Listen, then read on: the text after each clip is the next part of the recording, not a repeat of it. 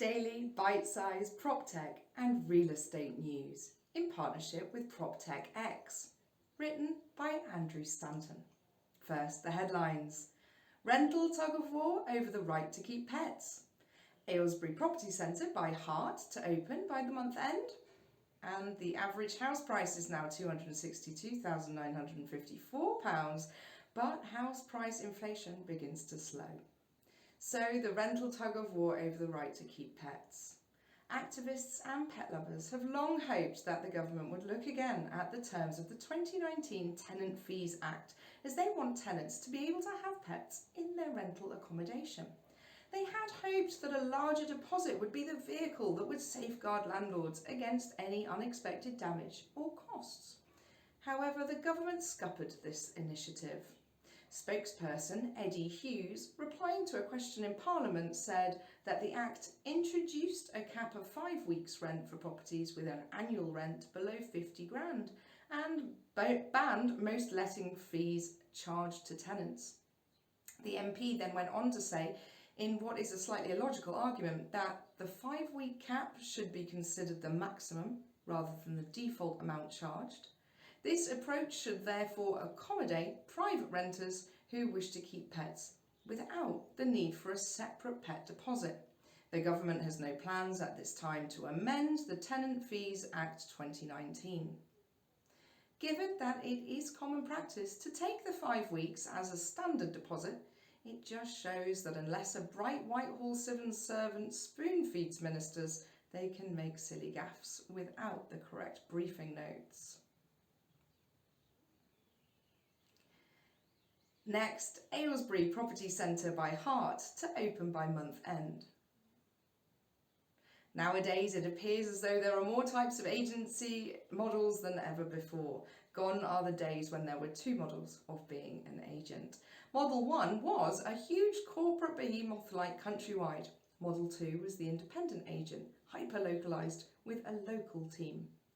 Now we have online agents with no premises and no perimeter like Purple Bricks and Strike, or franchise-type agents, some with offices and others without, like Keller Williams or EXP. In Aylesbury, about an hour north of London, we will soon be seeing Spicer Hart's newest incarnation of the estate agency, the Aylesbury Property Centre by Hart.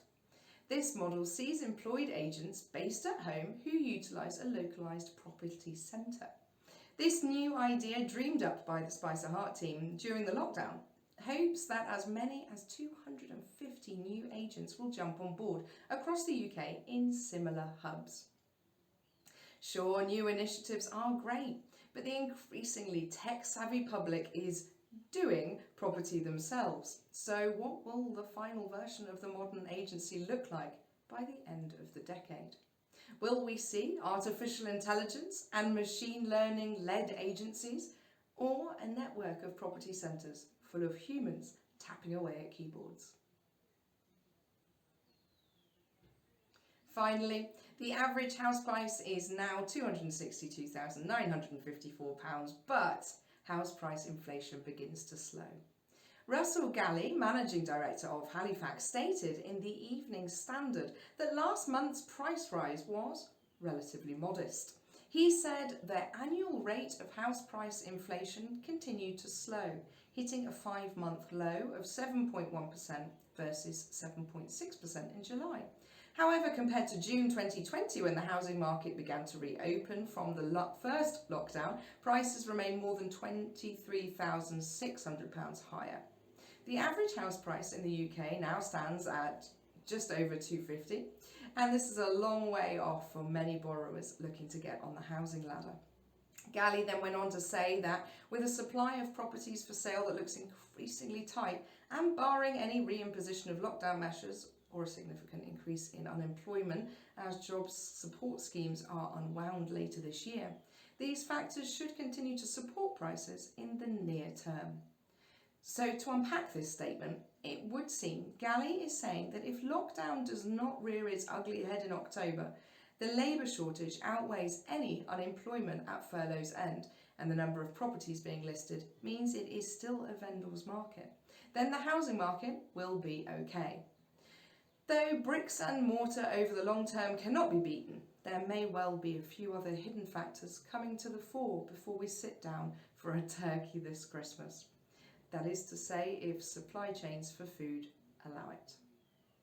If you have any views that you'd like to share, please let us all know by emailing Andrew at editor@estateagentnetworking.co.uk.